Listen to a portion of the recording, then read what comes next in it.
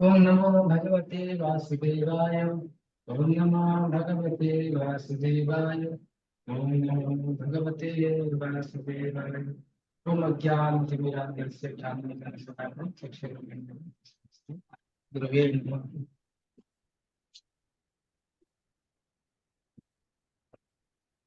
तो सबका स्वागत है हमारे भक्ति शास्त्री क्लास में। आज हम देखेंगे भगवद गीता 11वां अध्याय। इसका नाम है विराट रूप विश्व रूप दर्शन है। तो 25 तक हम देखे थे किस प्रकार रिकेप में बता रहे कि इसमें विराट रूप में एक चीज आप देखे थे किस प्रकार विराट रूप दिखाने के लिए अर्जुन का कृष्ण से अनुरोध करते हैं। तो उनको अलग प्रकार विश्व रूप देखने के लिए भगवान कृष्ण को अनुरोध करते हैं। 5 से 8 देखे थे कि कृष्ण अपने विश्व रूप को वर्णन करते, विश्व रूप के बारे में वर्णन करते हैं भगवान कृष्ण। तो 9 से 14 देखे थे कि अर्जुन द्वारा विश्व रूप दर्शन का संजय वर्णन करते हैं। तो यहाँ पे अर्जुन ने भगवान कृष्ण को विश्व रूप में देखते हैं। वहां पे घर पे बैठे बैठे संजय ने सब देखकर धृतराष्ट्र को बता रहे हैं। तभी देखेंगे 25 से 31 अर्जुन का विश्व रूप दर्शन का अनुभव कैसे हो रहा है। भगवान कृष्ण भी उनका अनुरोध किए, अर्जुन ने मुझे विश्व रूप देखना है। तभी भगवान कृष्ण ने अर्जुन अर्जुन को भगवान कृष्ण का विश्व रूप देखने के बाद उनका अनुभव क्या हुआ, तो इसके बारे में चर्चा करेंगे। ठीक है, भविष्य देखते हैं।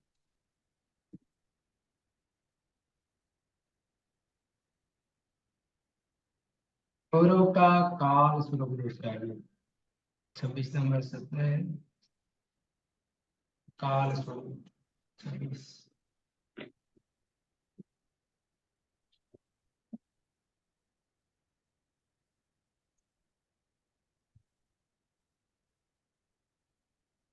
तो 26 नंबर कहते हैं कि अमी च त्वं धृतराष्ट्रपुत्राः सर्वे स्वभावावदपाल संगे भीष्मान् द्रोणसूत्रपुत्रस्तथोऽथो सहास्मदीयोऽपि युद्धमुखे वक्त्रापि न ते तार्माणविसन्ते दृष्टा कारणानि भयानकानि केचित् लग्ना दशनन्तरेषु सन्त्रोषन्ते चूर्णीतरन्ति अंगम्।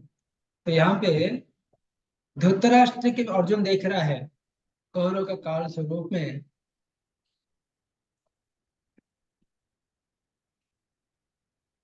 धृतराष्ट्र के सारे पुत्र अपने समस्त सहायक राजाओं के सहित तथा भीष्म द्रोण कर्ण एवं हमारे प्रमुख योद्धा भी आपके विकराल मुख से प्रवेश कर रहे हैं। उनमें से कुछ का सिर को तो आपके दांतों के बीच में चूर्णित हुआ देख रहा हूं। तो इसमें तो अर्जुन ने किस प्रकार विश्व रूप में देखा, सारे जो सैन्य है भीष्म द्रोण कर्ण सारे भगवान के विराट रूप में सब प्रवेश कर रहे हैं। तो यहाँ पे बहुत सारा प्रश्न आता है कि महाभारत युद्ध में कौरव और पांडव का युद्ध हुआ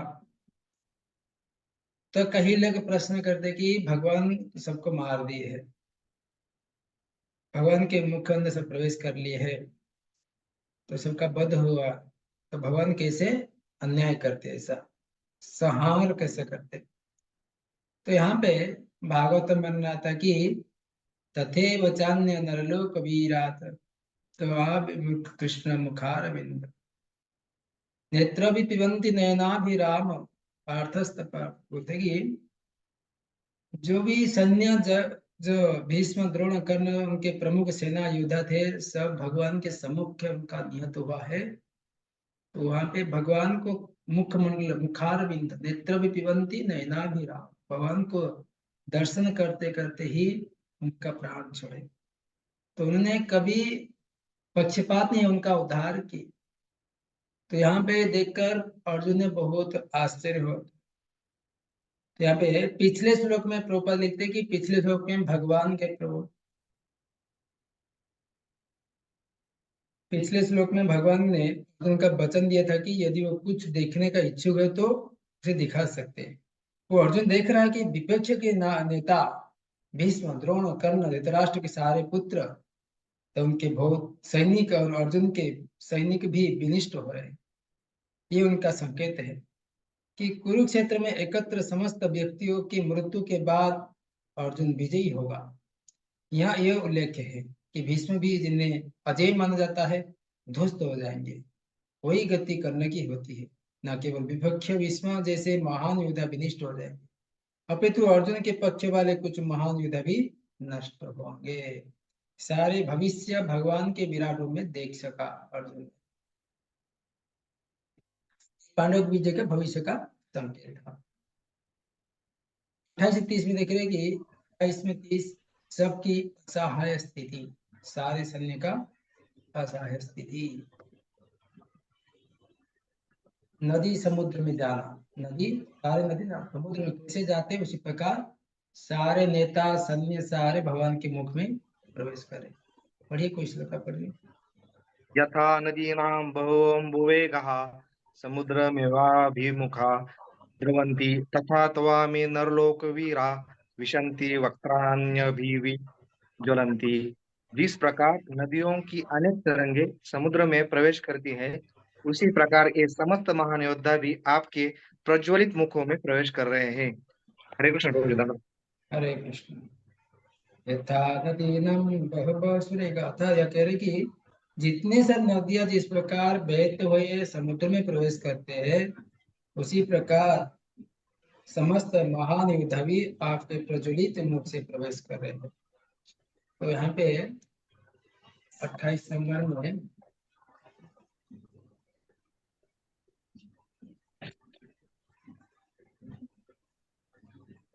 as many waves or river for the ocean।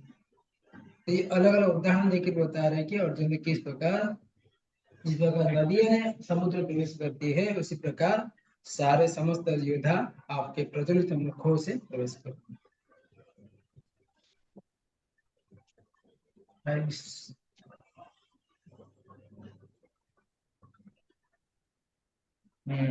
तो इसमें बता रहे कि आप अच्युत है, मुमुक्षु हो, युज्याति वस्तु हैं।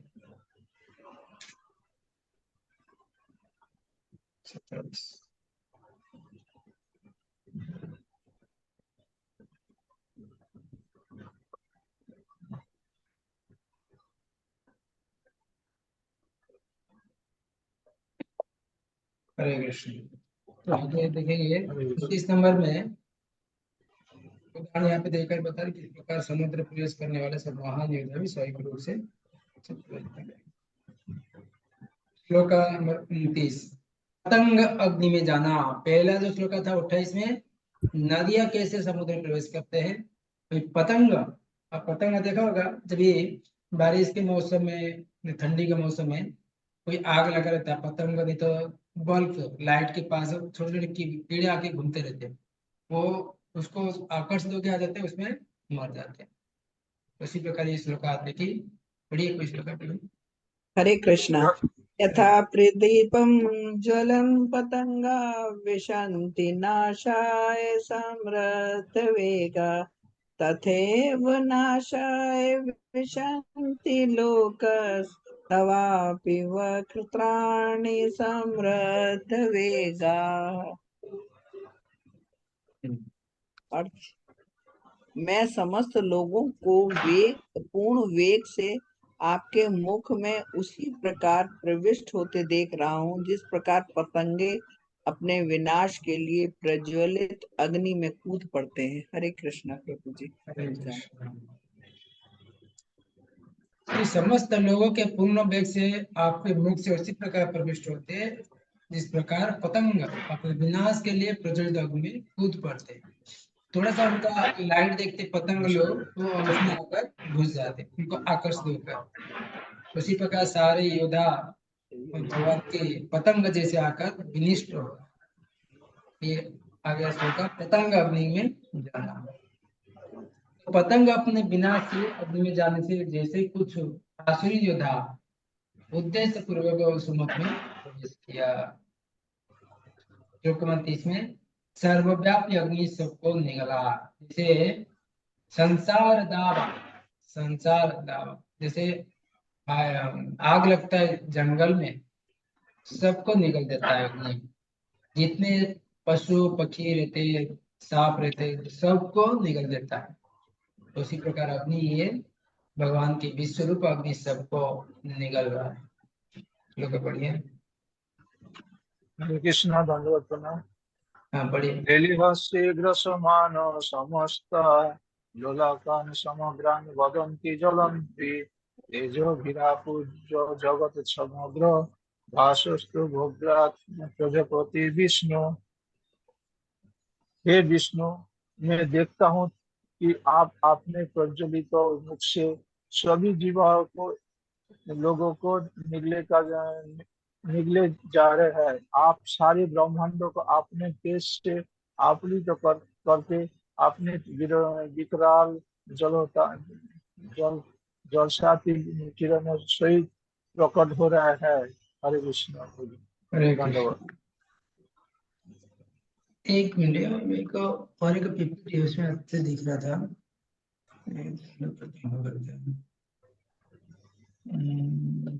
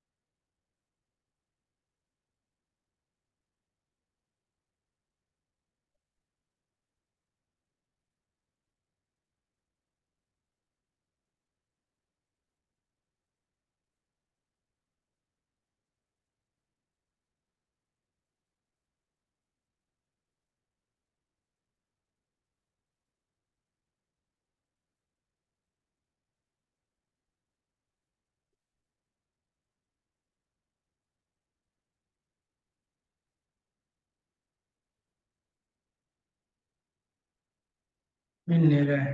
मस्त। हाँ, ठीक है। तो किस प्रकार यहाँ पे बता रहे कि सर्वव्यापी अग्नि सबको निगल रहा है।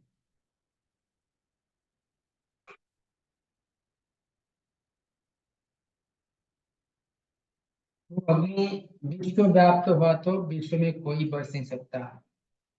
जब भी संसार में दावा अग्नि लगता है, संसार दावा नललीढ़ पत्राणाय का, जो अग्नि दावा अग्नि लगता है जंगल में, कोई पूरा विश्व को जला दे, कोई बचा नहीं सकते उसको। तो बोलते हैं कि उसमें विश्व में कोई उसको बचा नहीं सकता है।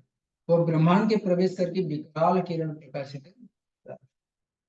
भयभीत अर्जुन अब उस रूप का परिचय चाहते हैं। इस प्रकार रूप को देखकर अर्जुन ने उसका परिचय चाहती, कौन सा रूप है ये, तो ये कौन सा रूप है।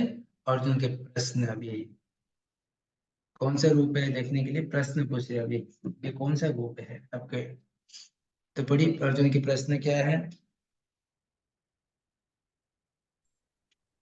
हरे कृष्ण। हरे पढ़ना कृष्णा चाहिए। प्रभु जी, धन्यवाद प्रणाम। हाँ धन्यवाद। देख पढ़े आख्या माता जी। आख्या ही में हाँ, आख्या ही में को भवानुग्रह रूपो नमोस्तु ते देववर प्रसिद्ध विज्ञातुमिच्छामि भवन्त माध्यम नाही प्रजानामि त्वप्रवृत्तिम्। हे देवेश, कृपा करके मुझे बतलाइए कि इतने उग्र रूप में आप कौन है। मैं आपको नमस्कार करता हूँ, कृपा करके मुझ पर प्रसन्न हो। आप आदि भगवान हैं, मैं आपको जानना चाहता हूँ, क्योंकि मैं नहीं जान पा रहा हूँ कि आपका प्रयोजन क्या है। हरे कृष्णा हम्म। प्रभु जी, धन्यवाद तो जी। यहाँ पे अर्जुन ने अनुरोध से कहा कि मुझे विश्व रूप देखना है। जैसे विश्व रूप भगवान दिखाए तो डर गए अर्जुन ने, बोले कि आपके युग्र रूप में कौन है? मैं आपको नमस्कार करता हूँ, कृपया कर मुझ पर प्रसन्न हो। आप आदि भगवान थे, मैं आपको जानना चाहता हूँ, क्योंकि मैं नहीं जान पा रहा हूँ कि आपके प्रयोजन क्या है। इस इतना सारे सबको निगल रहे आग के जैसे, आपका ये भयंकर रूप आप कौन है? तो आप प्रश्न करे। तो यहाँ पे अर्जुन का प्रश्न है, दो प्रश्न। देवेश मैं नमस्कार करता हूँ, आप प्रसन्न हो। अर्जुन के दो प्रश्न क्या है? उग्र रूप में आप कौन है? आपका उद्देश्य क्या है? हम कृष्ण स्वरूप का परिचय देंगे। तो 32वें श्लोक में भगवान कृष्ण उसका रूप का, विश्व रूप का परिचय देते हैं। 32 से 34 काल रूप परिचय। संसार में काल है, भगवान के समय चक्र काल विराट रूप का रूप है। तो काल रूप का परिचय देते हैं हमें भगवान कृष्ण अवतार। भगवान वाच पढ़िए। हरे कृष्ण प्रभु जी। श्री भगवान उवाच कालोऽस्मि लोकक्षयकृत् प्रवृद्धो लोकान् समाहर्तुमिह प्रवृत्त ऋतेऽपि त्वानं भविष्यन्ति सर्वे एव स्थिताः प्रत्यनीकेषु योधाः। भगवान ने कहा, समस्त जगतों को विनष्ट करने वाला काल मैं हूँ और मैं यहाँ समस्त लोगों का विनाश करने के लिए आया हूँ। तुम्हारे पांडवों के सिवा दोनों पक्षों के सारे योद्धा मारे जाएंगे। हरे कृष्ण प्रभु जी। तो भगवान कहा कि समस्त जगत को विनष्ट करने वाला काल मैं हूँ, यहाँ समस्त लोग विनाश करने के लिए आया हूँ। तुम्हारे पांडवों के सिवा दोनों पक्ष में सारे योद्धा मारे जाएंगे। 5 जन को छोड़कर बाकी सारे योद्धा मर जाएंगे। तो मैं जगत का विनाश का काल हूँ, पांडव को छोड़कर अन्य सबका संहार करूंगा। और कह रहे तो कठोपनिषद में प्रभुपाद लिखते कि यहाँ पे बना कि यस्य ब्रह्मा च क्षत्र च उभे भवत अदित मृत्योरे सोपस्तनम कर यथावेद तत्र सह। आता मैं कृष्ण का ब्राह्मण क्षत्रिय सब का निगल लेंगे। अर्जुन का विचार है युद्ध न करने के कोई निराश नहीं होगी। युद्ध न करने से कोई निराश नहीं। यहाँ पे कह रहे कि भगवान का उत्तर बता रहे यहाँ पे, अर्जुन युद्ध छोड़ा तो भी लोग मारे जाएंगे। अगर यहाँ पे कृष्ण कह रहे तुम युद्ध नहीं करना चाहते हो, अगर युद्ध नहीं कर भी सारे लोग मारे जाएंगे, क्योंकि तुम माध्यम है कि सारे विश्वरूप ब्रह्मांड विराट रूप में सब निकल रहे हैं। ये अग्नि आया सबको ध्वंस करने के लिए। अगर आप जो युद्ध न करी छोड़ने जा रहे हो तो भी सारे लोग मारने वाले। एक दृष्टि से वे पहले ही मर चुके हैं, क्योंकि प्रकृति के नियम अनुसार सब सृष्टि का संहार निश्चित है। प्रश्न उठता है, इस स्थिति में अर्जुन को क्या करना होगा? जैसे स्थिति में अर्जुन को क्या करना होगा? निमित्त बनना होगा। केवल अर्जुन केवल निमित्त मात्र है। कि भयानक जब महाभारत युद्ध का सारे विश्वरूप विराट भगवान के सब निकल चुके हैं, अर्जुन को केवल निमित्त बनाना, ये इस प्रकार में कह रहे भगवान कृष्ण। पढ़िए। हरे कृष्णा प्रभु जी। हम्म। इसमें एक प्रश्न है। इसमें बोल रहे हैं आपकी सिर्फ पांडवों के सिवा कोई नहीं रहेंगे, लेकिन इसमें महाभारत में प्रभु जी इसमें 10 आदमी बचे थे। 7 पांडव की ओर से और 3 कौरव की ओर से। 5 3 तो अलग उनका भगवान की अहित कृपा से, भगवान किसको मारने से तो मार देंगे, वो बोलते हैं, लेकिन उनको कृपा दिखाने के लिए उनको मारे नहीं। बाद में तो उनको मारे, उनको पूरा परास्त हो गए ना। वो लोग तो डिफीट हो गए ना। वो नहीं तीनों को छोड़ प्रभु दो, जी, तीनों को तो पूरा चले गए। भगवान जैसे उनको 5 कृपा रखी, पांडव उनका बचे गुरु को थे छोड़े। प्रभु जी। हाँ 5 पांडव, सात्विकी और युत्सु, ये 7 पांडव की ओर से। और 3 लोग बचे थे, अश्वत्थामा, कृतवर्मा और कृपाचार्य। हाँ ना, उनका कृपाचार्य उनका गुरु थे। और कौन था, और वसुतमा तो उसको पूरा वो जैसे मरे हुए जैसे हो गया वो, ठीक है, जो उनका अहंकार को भी नाश हो गया। कृपाचार्य वो जो था उनको भगवान ने छोड़ा कि केवल उनको गुरु का मार्ग दिखाए, उनका राज्य अभिषेक के लिए काम आएंगे, तो उनको छोड़े। और अश्वत्थामा तो पूरा उसका मणि निकाल दिया, उसको निधन जैसे हो गया, वो शक्तिहीन हो गया। बाकी बचा सात्विक, सात्विक तो वो भगवान कृष्ण का वही सेवक था जो नारायण सेना लेके आया था, तो उनका पक्ष से निकले हुए। तो तीन ये बोलते कि ये स्पेशल जो रहते कि वो एक भगवान कृष्ण का सेना का सेनापति था सात्विकी, और वो अश्वत्थामा तो महाराज जैसे हो गया, उसका सारे शक्तिहीन हो गया, उसका मणि निकला दिया गया। और उनको शुद्ध भाव से कृत ब्रह्म, सॉरी कृत नहीं, वो कौन से थे, कृपाचार्य। कृपाचार्य। कृपाचार्य। तो उनका भगवान कृष्ण उनको उनका राज्य अभिषेक के लिए उनको छोड़ दिए, तो तीन को छोड़ दिए, तीन को बाकी सबको मार दिए थे ना। हरे कृष्ण प्रभु जी, बोलिए। यहाँ पे लिखा है कि भगवान का उत्तर है कि यदि वह नहीं लड़ता तो भी सारे लोग उनके ग्राहक बनते, क्योंकि हम्म यही उनकी इच्छा है। हम्म सारे ऐसा। लोग उनके ग्राहक बनते हैं, ऐसे क्यों कहा गया उन्होंने? क्योंकि उनकी उनकी जो जैसे भगवान कृष्ण की जो सेना थी, हम्म उनका उनका क्या दोष था? वो क्यों ग्राहक बनते थे? हम्म जो सेना जिसके पास लड़ाई करने युद्ध के लिए आते हैं, महाभारत का युद्ध का उद्देश्य है सारे जगत का लोग उद्धार करना। भगवान संसार में आते हैं ये जीवात्मा को वापस बुलाने के लिए। तो लोग अपने विमुख होकर जीवात्मा संसार में आते हैं, तो अलग अलग माध्यम से भगवान उसको वापस ले लेते हैं। इसलिए श्लोक में भागवत में था ना, तथैव चान्य नरलोक वीरा यवा विकृष्ण मुखार बिंद नेत्र पिबंति नयना विरामम। तो भगवान कृष्ण के आंखों के सामने जिसका निधन होता है उनको उच्च गति प्राप्त होता है। भगवान उनको अहेतु की कृपा करने के लिए उनका सर्जरी किए। सारे युद्ध करने के लिए सेना आए थे, केवल अपने राजा दुर्योधन को संतुष्टि के लिए, उनको इच्छा के अनुसार नहीं आए थे, उनको पगार मिला था वो आए थे। तो उसमें सारे सैन्य को निधन इसके लिए कहा गया कि जो वीर गति को प्राप्त हो, उनका जो मनुष्य जीवन जीवात्मा को अलग प्रकार जो जन्म मिलता है योनि प्राप्त होता है उसमें मुक्त हो जाएंगे।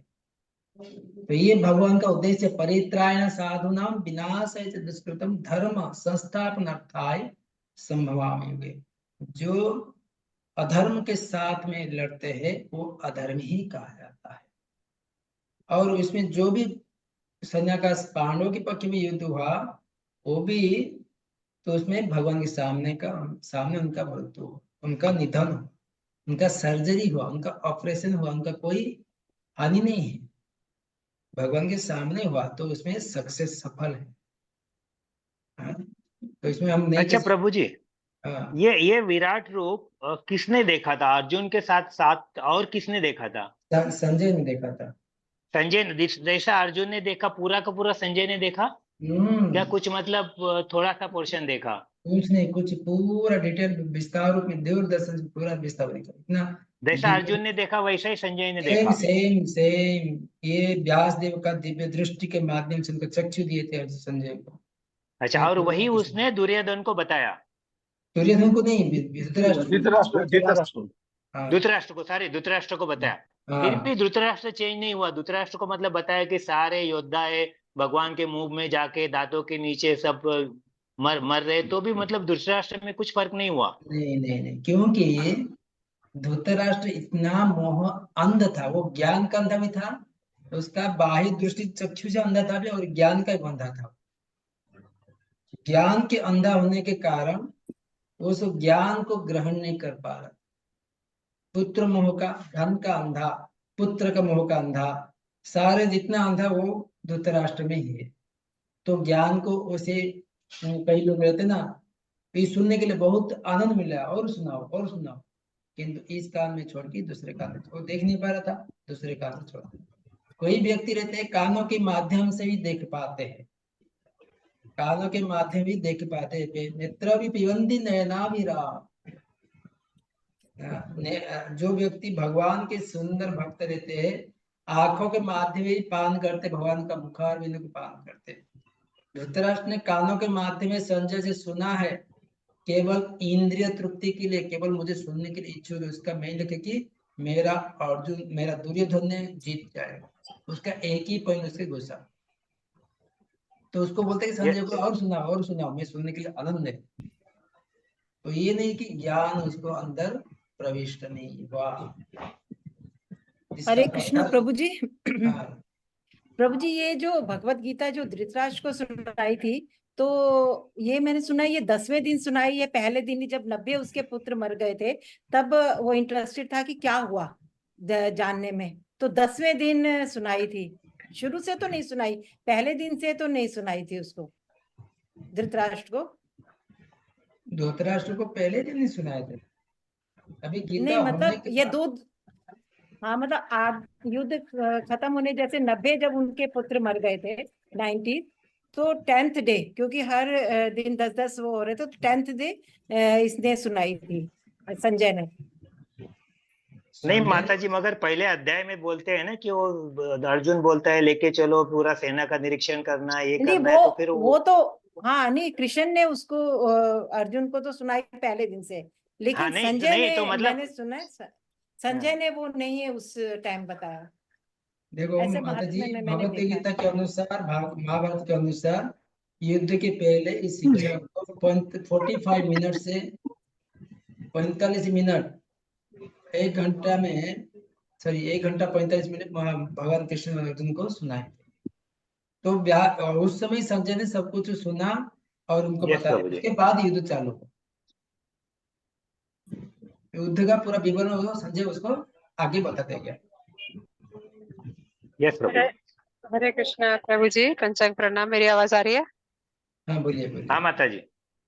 प्रभु जी, भगवान ने तो अर्जुन को कहा कि तुमसे पहले मेरे इस विश्व रूप को, मेरे इस विराट रूप को और किसी ने नहीं देखा। और भी एक दो इसमें मैंने सुना था कि भगवान बताते हैं कि भगवान के विराट रूप का दर्शन सिर्फ और सिर्फ अर्जुन ने किया था और किसी ने नहीं किया था। और जहां तक संजय की बात है, तो संजय के बारे में ऐसा बताया जाता है कि प्रत्यक्ष अनुभव जो है वो सिर्फ अर्जुन ने किया था। और व्यासदेव के द्वारा जो दृष्टि प्रदान की थी, दिव्य दृष्टि प्रदान की थी, तो वो सिर्फ एक्सप्लेन किए थे, वो अनुभव नहीं कर पाते। ये दोनों बातों में कितनी सच्चाई है फिर? देखो, जैसे टीवी में देखते हैं, कोई वास्तव में देखते हैं उसको अलग लगता है। वास्तव में जो टीवी में देखते हैं, मूवी देखते हैं, वास्तव में जो ड्रामा देखते हैं वो कैसा होता है। तो संजय ने इसे देखा है पूरा, क्योंकि उनको दिव्य दृष्टि दिए थे व्यासदेव ने। तो कैसे अपने अनुभव में कुछ नहीं बताते, जो देखता है वही संजय बताता है, उसको एज इट इज बताता है। कुछ उसमें अनुभव से कोई कुछ नहीं, संजय ने कहा। तो मतलब ये चीज में दो चीजें हो जाती हैं। जैसे आपने कहा कि हम टीवी पे कोई चीज देखते हैं तो उसको देख के बताना, और एक होता है जैसे अर्जुन ने उसको प्रत्यक्ष अनुभव किया था, तो ये दोनों चीजें अलग हुई ना।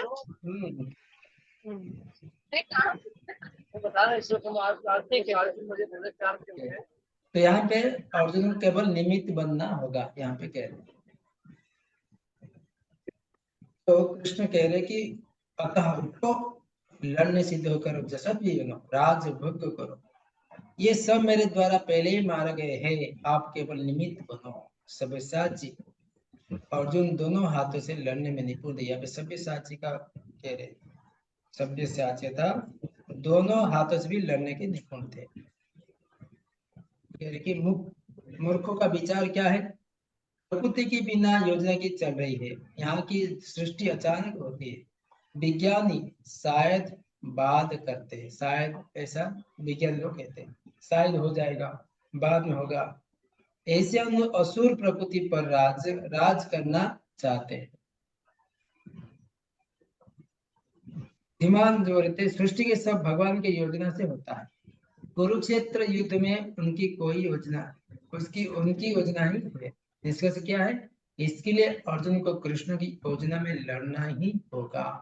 पहले सब कुछ प्लान हो चुका है, मैच फिक्स हो गया ऑलरेडी, सब कुछ जो भी होगा सब भगवान पहले बोले कि मैं सब कुछ जो मरने वाले हैं पहले सब प्लान हो चुका है, केवल तुम अभी निमित्त मानो, लड़ाई करो, जो मैं बोल रहा हूँ वही पालन करो। कृष्ण पहले इस सबको मारा है। कौन कौन किसको मारा है यहाँ पे कह रहे हैं 34 नंबर पढ़िए।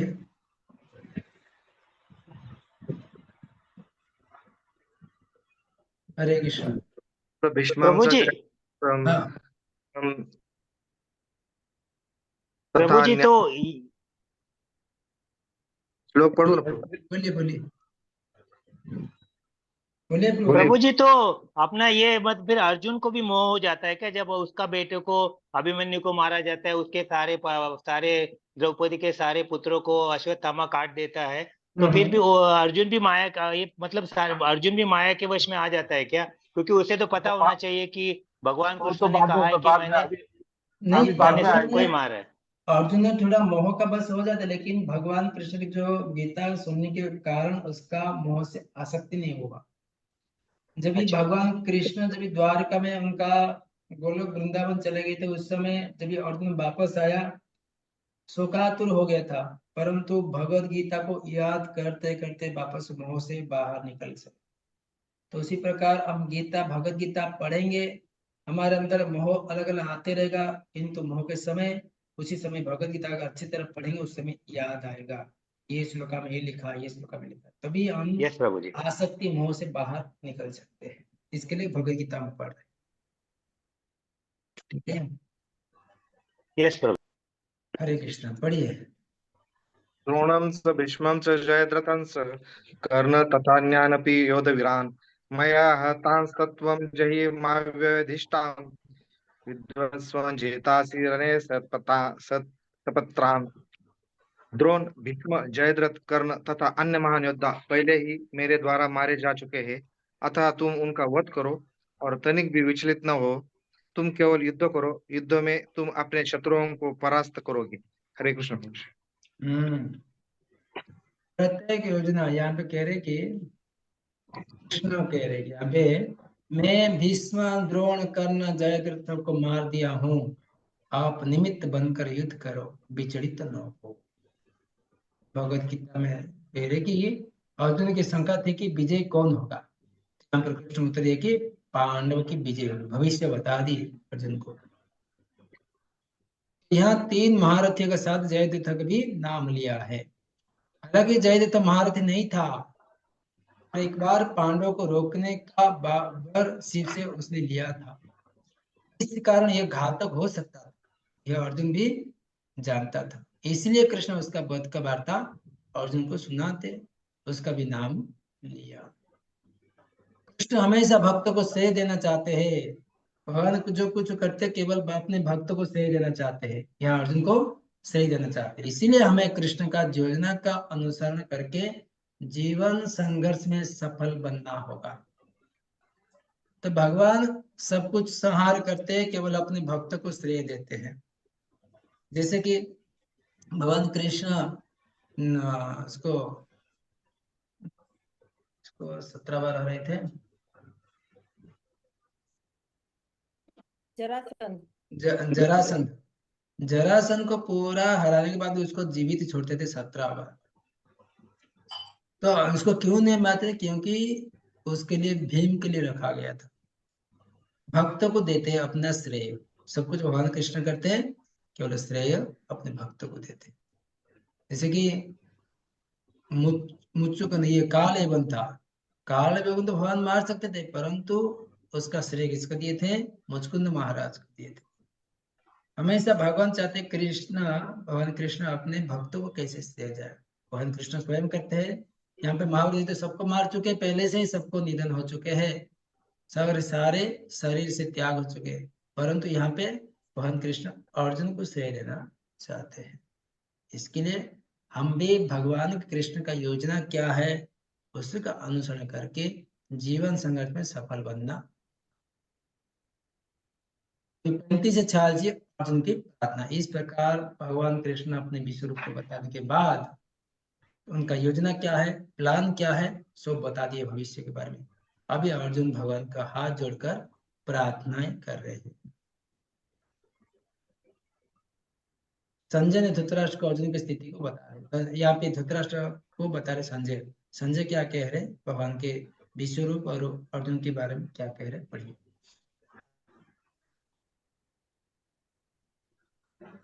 हरे कृष्ण प्रभु जी। पढ़िए। संजय उवाच एतत् श्रुत्वा वचनं केशवस्य कृताञ्जलिर्वपमानः किरीटी नमस्कृत्वा भूय एवाय कृष्णं संगदगदं भीता प्रणम्य। संजय ने धृतराष्ट्र कहा, हे राजा, श्री भगवान के मुख से इन वचनों को सुनकर कांपते हुए अर्जुन ने हाथ जोड़कर उन्हें बारंबार नमस्कार किया। फिर उसने भयभीत होकर अवरुद्ध स्वर में श्री कृष्ण से इस प्रकार कहा। हरे कृष्ण प्रभु जी, धन्यवाद।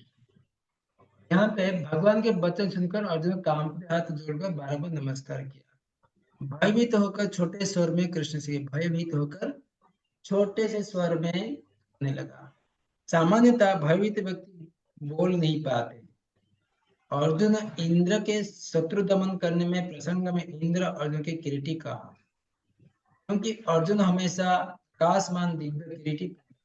अर्जुन ऐसे परमवीर होने के कारण भयभीत होकर भी बोल पाए। तो क्या प्रार्थना की? कृष्ण को ऋषिकेश, कृष्ण ऋषिकेश, अर्जुन का प्रार्थना है। पढ़िए। ये किरीटी का क्या मतलब हुआ प्रभु जी? किरीटी किरीटी मतलब यहाँ पे इंद्र एक किरीटी बोलते उसको। अर्जुन इंद्र को शत्रु दमन करने के प्रसंग में इंद्र अर्जुन को किरीटी कहा है। तो प्रभुपाद क्या कहते, किरीटी तो कुछ बताया नहीं। किरीटी था तो उनको एक मान्यता दी है इंद्र ने अर्जुन को। और दिव्य किरीटी होता था, जो मुकुट रहता है ना, उसको किरीटी बोलते हैं। उनको दिव्य एक किरीटी दिया था इंद्र ने उसको।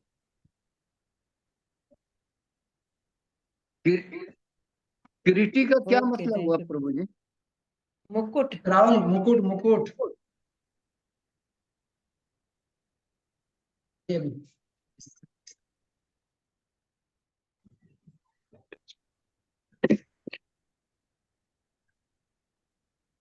ऋषिकेश, कृष्ण ऋषिकेश। अर्जुन उवाच स्थाने ऋषिकेश तव की प्रकीर्तया जगत प्रहस्य तेनुरज्यते च रक्षासि भीतानि दिशो द्रवन्ति सर्वे नमस्यन्ति न सिद्धि। अर्जुन ने कहा, हे ऋषिकेश, आपके नाम के श्रवण से संसार हर्षित होता है और सभी लोग आपके प्रति अनुरुक्त होते हैं। यद्यपि सिद्ध पुरुष आपको नमस्कार करते हैं, किंतु असुर गण भयभीत हैं और इधर उधर भाग रहे हैं। यह ठीक ही हुआ है। हरे कृष्ण। अर्जुन प्रार्थना करती है, स्थाने ऋषिकेश तव प्रकृत्या। अर्जुन कहा कि हे ऋषिकेश, आपके नाम के श्रवण से संसार हर्षित होता है। ऋषिकेश सारे इंद्रिय को जो आनंद देते हैं वो है, इसके लिए हर्षित होता है और सभी लोग आपके प्रति अनुरक्त हो। यद्यपि सिद्ध पुरुष आपको नमस्कार करते हैं, किंतु असुरगण भयभीत और इधर उधर भाग रहे। ये ठीक ही हुआ है। तो यहाँ पे अर्जुन कहेंगे भगवान को प्रार्थना, ठीक है, सारे इंद्रियों को कंट्रोल करने वाले देता है। कृष्ण ऋषिकेश होने के कारण साधु तथा असुर के इंद्रिय के स्वामी है। सारे इंद्रियों का स्वामी है भगवान कृष्ण। इसलिए विश्व रूप दर्शन से साधु सिद्ध देव हर्षित हो, असुर भय से इधर उधर भागे। और ने इसलिए कृष्ण भक्त रक्षक असुर नाशक परित्राण साधनम विनाशाय अनेक कार्य दोनों को भला करता है। यहाँ पे कोई पक्षपात नहीं है। भक्त रक्षक असुर नाशक, भक्तों को रक्षा करते, उनको भक्ति मार्ग में आगे बढ़ाने के लिए उनको रक्षा करते, असुरों को नाश करते, उनका जब गलत विचारधारा को नाश करते हैं, ताकि अगले जन्म में एक अच्छा स्तर में आ सकेगा। इसको बोलते हैं ऑपरेशन एक सक्सेस। तो यहाँ पे भगवान कृष्ण इसमें कोई दोनों को भला ही करते, चाहे भगवान मारते किसको उसका ही भला करते, भगवान चाहे किसको उद्धार करते उसका ही भला करते, किसी को बुरा नहीं करते हैं। केवल शुद्धिकरण के अनुसार अगर कोई भगवान के पक्ष में होता है, भगवान को सरेंडर होता है, शरणागति होता है, उसको आगे बढ़ने के लिए तुरंत उसको रक्षा करते हैं। जो नास्तिक असुर रहते हैं उनको वध करके उनको शुद्धि करने के लिए और उनको अच्छा उनका अवसर प्राप्त देते हैं। दोनों के पक्ष में उनका बुद्धि के कर्म के हिसाब से प्रत्येक जीवात्मा को उनको उद्धार करते हैं। किस प्रकार स्वभाव होता है, किसको ये चाहिए किसको वो चाहिए, तो उसको ये था मां प्रपद्यन्ते तां तथैव भजामि। जो जिस भाव से भगवान से आदान प्रदान करना चाहते हैं उसी को उसी प्रकार से व्यवहार करते हैं। ये है भगवान के भक्त का लक्षण। श्लोक क्रमांक 36 में कृष्ण सब में पूजनीय है, सब में पूजनीय है। पढ़िए। हरे कृष्ण। हरे कृष्ण। कस्मात्तेन न मेरमात्मनो गुरीयसी ब्रह्मणः पादिपत्रे अनंतो देवे जगन्निवास तमोखरम सदसत्तत् परम संजत।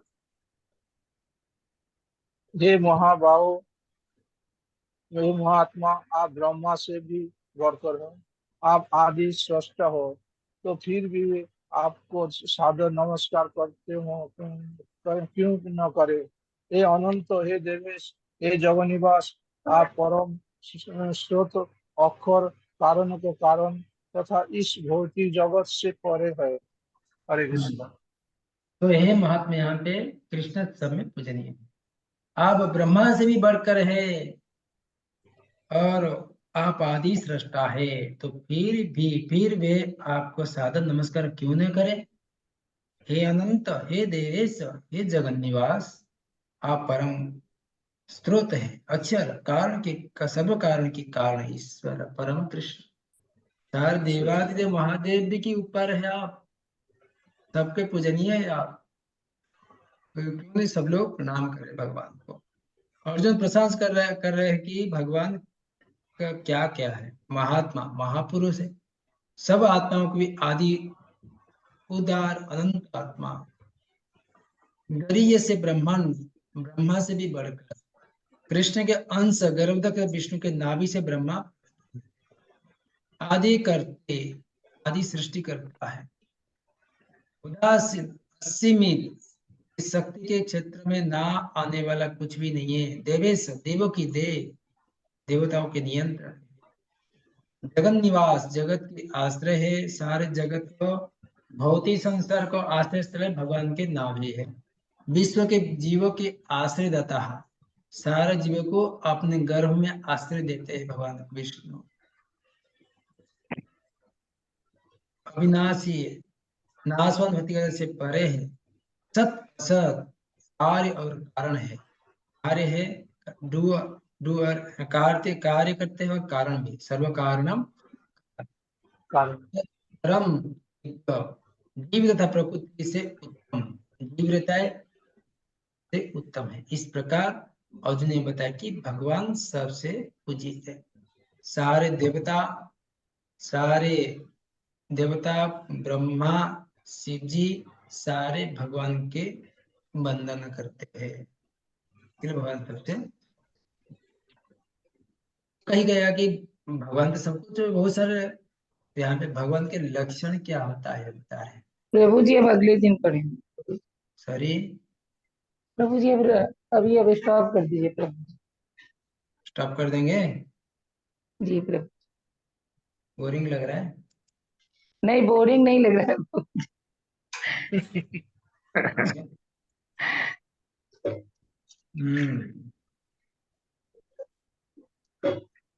तो ठीक है, भगवान के लक्षण अगले क्लास में पढ़ेंगे। अगले क्लास होगा नहीं, देखते हैं सैटरडे को बता दूँ। प्रभु जी थोड़ा सा, हरे कृष्णा प्रभु जी, थोड़ा अक्षरम पर थोड़ा बोलिए प्रभु जी। क्या क्या? अक्षरम अक्षरम जी, क्या आया? अक्षरम इसी में आया है प्रभु जी, इसी 37 नंबर में ही आया है। 37 नंबर में? भगवान के बहुत ब्रह्मोस- नाम का उच्चारण किए हैं अर्जुन जी। इसमें अनंत का नाम आया है, देवेश का आया है, उसके बाद में आया है अक्षरम आया है।